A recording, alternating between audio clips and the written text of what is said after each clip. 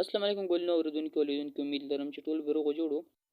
په نن ویډیو کې به زه تاسو لپاره چې مونږ د خپل فیسبوک ګروپ څنګه جوړولی شو.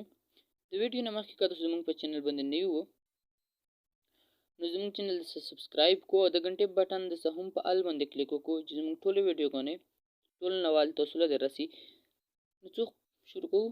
د ټول نوال به تاسو خپل فیسبوک آن کو او فیسبوک آن کېدو نه بعد دا کم درې کټونو غوندې چې لیدل شي په دایره کې دا باندې به کلیک وکړو.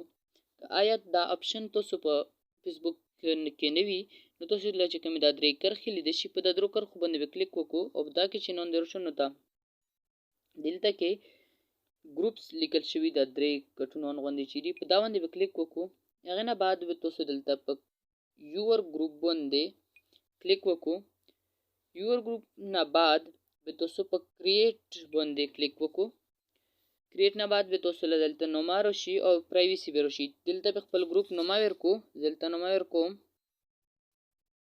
خان نوما مې ورکړه. دلته پرایویسی سلیکټ کو یا پبلک غوړو یا پرایویټ غوړو.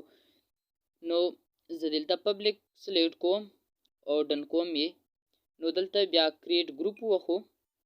کریټ ګروپ نه بعد به تاسو ګروپ چې کوم دی جوړ شو. تاسو دلته مرګري انوایټ کولای شو.